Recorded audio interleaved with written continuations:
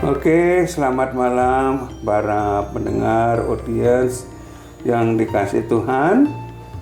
Malam hari ini saya ada seorang tamu besar dari Filipina. Beliau ingin berbagi pengalaman, sharing tentang kehidupannya di Filipina dan apa yang beliau kerjakan di Filipina. Saya ingin memperkenalkan beliau. Selamat malam, Pastor. Selamat malam, Pak D. Pak Pastor Kinas. Kenalkan diri. Nama saya Johannes Silalahi, CICM, CICM. Saya lahir di Medan pada tanggal 30 Desember 1970. Ya, baik. Terus saya SD, sekolahnya di Medan sampai SMP, kemudian saya melanjut di Seminari Menengah Pematang Siantar.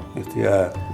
4 tahun di Pematang Siantar, waktu itu saya sebelum tahun keempat mikir-mikir, saya mau lanjut kemana begitu. Pada dasarnya, waktu saya masuk seminari itu, sebenarnya saya tidak mau jadi pastor. Oh, gitu. Pada zamannya kami dulu itu sangat ketat persaingan orang masuk perguruan tinggi. Jadi sebenarnya saya masuk seminari itu hanya mencuri ilmu, istilah kami waktu itu. Jadi mungkin sekolah 2-3 tahun begitu, gak usah sampai 4 tahun karena dijamin lah. Kalau 2-3 tahun di seminari, kalau keluar seminari itu pasti bisa menang ujian UMPTN waktu itu. Ke perguruan tinggi ya. Ya, terus kok makin lama kok makin enak gitu. Jadi saya pikir kalau toh saya nggak dikeluarkan, kenapa nggak coba lagi gitu? Ya, lanjut begitu. Lanjut. Jadi pas tahun 4 itu waktu itu tahun ketiga SMA kelas 3, saya harus memilih kemana saya melanjut ini. Akhirnya dengan iklannya CICM di majalah Mingguan Hidup waktu itu saya tertarik karena tantangannya waktu itu, beranikah Anda bermimpi baru mengubah wajah dunia dengan wajah Yesus? Iya, betul. Jadi tantangan itu membuat saya seperti, kenapa tidak gitu? Saya mencoba. Waktu itu saya melamar CICM, tapi saya pikir-pikir, saya harus buat pilihan kedua. Waktu itu pilihan kedua saya SX Xaverian. Tapi karena CICM menerima saya duluan, ketika saya dapat surat dari Pastor Gilbert waktu itu, yang novice masternya, 2 minggu kemudian saya dapat surat juga dari Xaverian mengatakan saya diterima. Tapi karena saya pilihan pertama saya CICM, jadi ya saya ke CICM. Jadi akhirnya saya ke Ujung Pandang waktu itu tahun 1990. Kemudian 2 tahun di sana pre-novitiate dan novitiate. Ya. Sudah itu Lanjut. saya diberi kesempatan untuk berkaul. Artinya untuk lanjut. Jadi saya harus lanjut kuliah, maksudnya lanjut pelajaran pendidikan ke Filipina. Tapi sebelumnya itu kami diberi kesempatan untuk kursus bahasa Inggris di Singapura. Bahasa Inggris di Singapura. Ya. Sesudah itu saya lanjut ke Filipina untuk filosofi dan teologi itu. Ya. Dan saya ingat waktu tahun kedua kami diberi kesempatan untuk memilih negara. Untuk melamar. Untuk melamar negara misi kan, karena kita di CCM harus dikirim. Jadi ada 3 negara waktu itu saya pikir dikasih ke angkatan kami itu. Ada waktu itu Filipina sendiri, Jepang dan Kasai di Afrika Tengah. Pada masa kami itu situasi di Kongo tahun 95, 92-95 kurang aman gitu karena ada perang di perbatasan. Aku pikir, wah gimana ya? Jadi saya pikir, saya pilih Jepang saja. Tapi itu private kan, kita tidak memberitahu. Ternyata dari kami 6 orang Indonesia waktu itu, hampir rata-rata pilihan pertamanya Jepang. Oh gitu. Iya. Jadi sebelum rektor kami mengirim surat itu ke Roma, dia panggil saya, dia bilang, Johannes, nanti habis makan kamu menghadap saya ke kantor. Jadi saya pergi, habis makan saya ke kantornya, dia langsung bilang begini, kalian tidak bisa satu angkatan semua ke Jepang. Oh gitu. Iya, dia bilang harus bagi-bagi karena waktu itu pilihan cuma 3. Ke Jepang, Philippines atau ke Kasai itu. Kasai. Terus dia memilihkan untuk saya. Dia bilang, sejak kamu di sini, saya kenal kamu tidak pernah sakit. Fisik kamu kuat. Saya tulis, saya ganti. Jadi kamu pilihan pertama ke Kongo, ke Kasai, Kongo. Kasai, ya Kongo. Jadilah kehendaknya. Akhirnya diputuskan saya pergi ke Kongo. Ya. Sesudah saya selesai kuliah teologi di MST Philippines, terus saya persiapan dirilah sebelum ke Kongo. Saya belajar bahasa Prancis di Belgia. Kemudian saya ke Kongo, baru beberapa saat kemudian di Kongo saya belajar bahasa lokal, bahasa Chuluba. Chuluba. Tetapi yang menjadi masalah ketika saya dikirim interns di satu paroki di Cikapa itu, hanya segelintir orang yang berbicara bahasa Chuluba. Oh, gitu. Sementara bahasa penduduk atau umat di sana itu kebanyakan Pende dan Chokwe. Jadi mau tidak mau saya berhadapan dengan situasi itu. Saya memaksa diri untuk sekurang-kurangnya saya bisa membaca dalam bahasa mereka dan say hello, ya sedikit begitulah. Jadi akhirnya begitu. Saya jadi akhirnya seminggu itu ganti-ganti bahasa untuk misalnya. Karena pastor paroki saya waktu itu buatnya aturannya begitu supaya semua orang itu bisa bahasanya dipakai. Jadi bahasa Prancis juga dipakai. Saya bisa bahasa Prancis di biara suster karena kami tetangga dengan suster Karmelit itu, suster Karmelit. Tapi cuma 1 kali seminggu itu, saya ingat hari Kamis. Jadi Senin saya ingat bahasa Chuluba, Selasa Chokwe, Rabu Pende, baru Kamis Chuluba begitu. Kalau hari Minggu pastor parokinya menggabung, jadi kadang bacaannya bahasa Pende, yang keduanya Chokwe, jadi Injilnya bahasa Chuluba, di rocker gitu, diputar-putar. Agak susah awal-awalnya, tapi karena sudah biasa, jadi sudah biasa susah, jadi udah anggap biasa. Sementara saya menikmati misi saya di sana, saya dipindah. Tiba-tiba ada misi baru di Afrika Selatan, saya diminta ke sana. Di Afrika Selatan. Di Afrika Selatan ini saya agak Masih sedih baru karena itu, sebelumnya belum ada. Belum ada. Sudah ada, tapi mereka waktu itu di Kuskupan bukan yang di Johannesburg itu, di Venstersdorp namanya, di agak ke mengarah Botswana. Jadi karena butuh orang juga waktu itu, akhirnya saya diminta mewakili Kasai, waktu itu masih Kasai dan Kinshasa. Karena itu joint venture ya, joint kerjasama. Jadi harus ada satu delegasi dari Kasai, satu dari Kinshasa. Ya. Yang waktu itu saya kebetulan wakil provinsial, dan pas provinsial kami datang berkunjung ke paroki, saya tanya dia, kira-kira siapa ya kita kirim ke Afrika Selatan dari provinsi kita? Dia bilang kau. Saya bilang kita tidak pernah bicarakan itu. Jadi dia datang itu sebenarnya untuk memberitahukan pastor paroki. Saya ingat itu Oktober dia datang tahun 2010. Jadi Desember saya harus pamitan sama umat. Karena dia kasih waktu untuk perpisahan segala macam. Jadi 2010 Desember saya pergi ke Afrika Selatan. Natal itu pertama. Tepatnya di kota Johannesburg. Johannesburg itu. Ya, saya ingat sekali itu. Berapa tahun di situ? Di sana saya 5,5 tahun. 5,5 tahun. 5,5 tahun. Iya. Nah, bahasanya bahasa yang sama. Bukan, di sana Prancis. karena bahasa Inggris. Bahasa Inggris. Karena di Afrika Selatan itu ada 11 bahasa nasional. Wow, banyak sekali. Ya, Dan itu harus dipelajari semua atau tidak. satu aja bahasa Saya Inggrisnya kebetulan ditugaskan di paroki di ibu kotanya, maksudnya di kotanya itu, bertetangga dengan katedral ya. Saint Francis Assisi Parish. Di situ umatnya itu datang dari berbagai negara dari Afrika, di Afrika. Jadi karena bahasa liturginya juga bahasa Inggris di sana, saya nggak perlu belajar bahasa lokal. Jadi saya hanya pakai bahasa Inggris. Bahasa Inggris mereka sudah tahu ya. Ya, tapi tidak semua karena itu kan banyak juga orang-orang yang berbahasa Prancis yang datang ke sana sebenarnya ada yang alasan berobat, ada mencari pekerjaan. Dan itu membuat mereka kesulitan awal-awalnya bagaimana misalnya bahasa Inggris sementara mereka yang berbahasa Prancis. Jadi saya ingat kadangkala kalau ada pengumuman, tapi misalnya selalu dalam bahasa Inggris, pengumuman itu saya translate ya, saya terjemahkan dari Inggris ke Prancis supaya mereka mengerti. Dan dalam pengakuan dosa misalnya mereka datang, ya mereka bebas toh. Mau bahasa Inggris, mau bahasa Prancis, tetap saja bisa. Jadi itu keuntungan karena pengalaman saya di Kongo itu.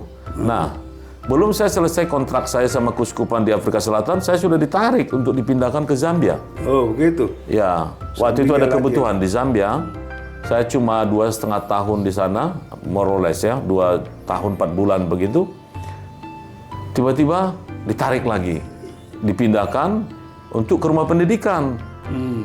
Katanya saya jadi formatter. Waktu itu mereka putuskan untuk saya persiapan diri itu, belajar itu di Roma, bukan di Amerika kayak yang lain.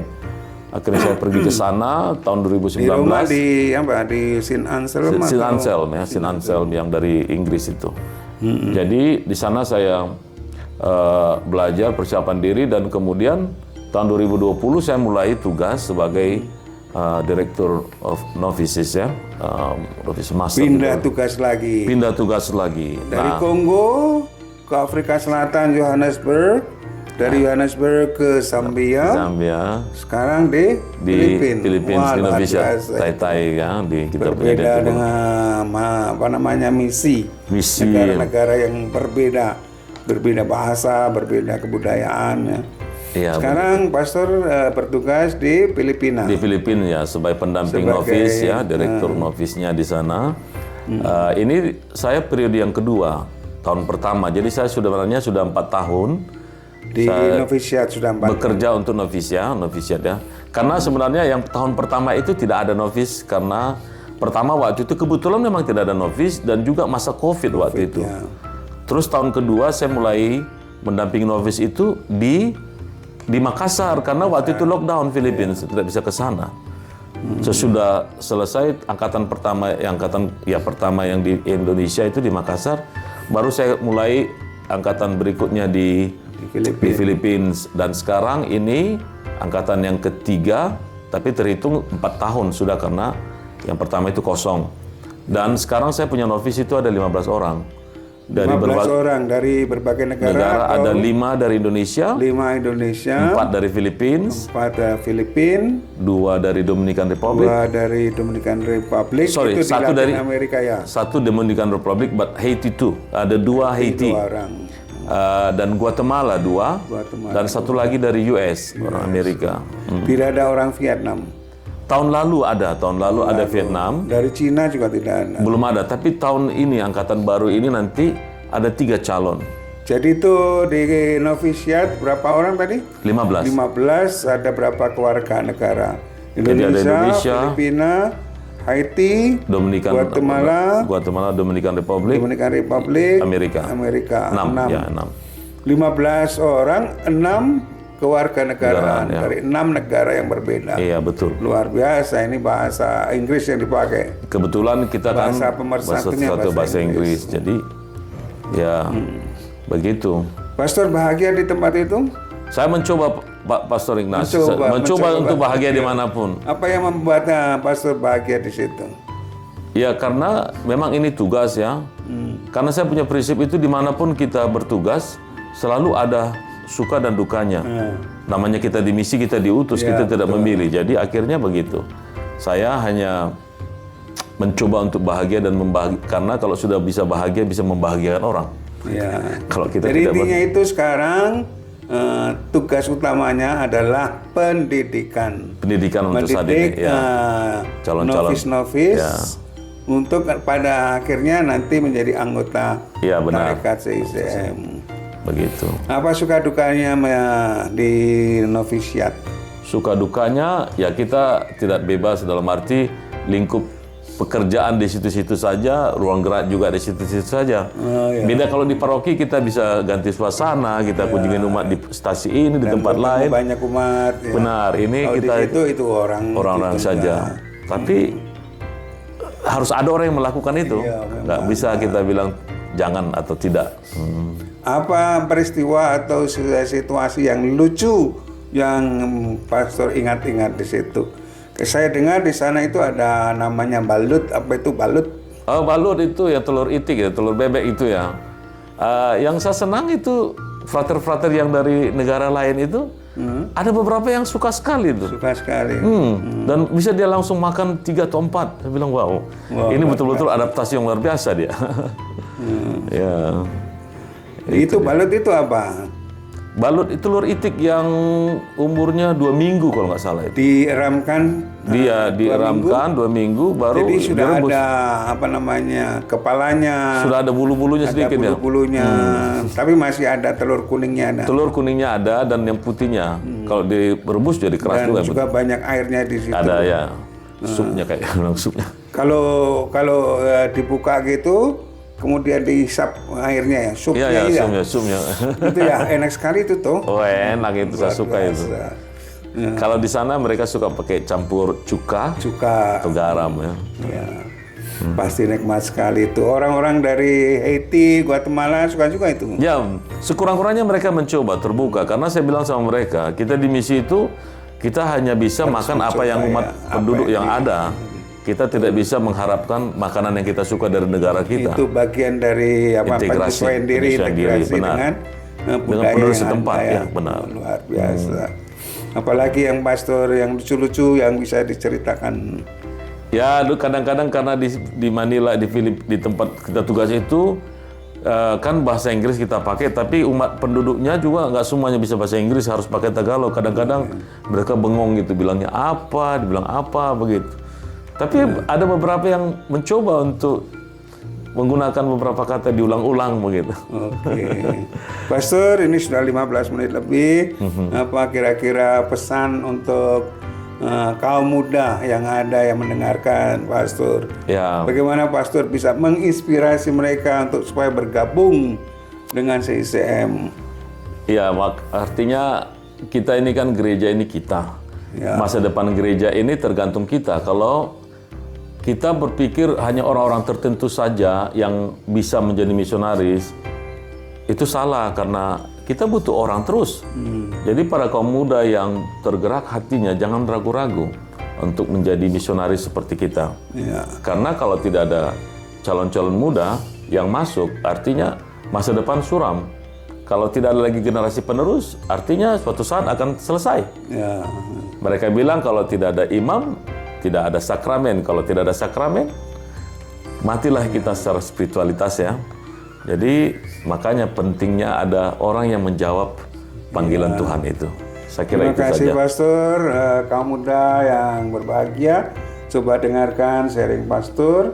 Barangkali Tuhan juga membisikkan kepada kalian untuk menjawab panggilan untuk menjadi misionaris. Ya, kiranya juga Tuhan mengetuk hatimu untuk berani menjawab panggilan Tuhan. Oke, selamat malam. Terima kasih, Pastor. Terima kasih, Selamat Pastor bertugas. Ya. Selamat menunaikan kewajiban sebagai utusan Tuhan. Amin. Terima Amin. kasih. Terima kasih. Selamat malam. Oke, baik.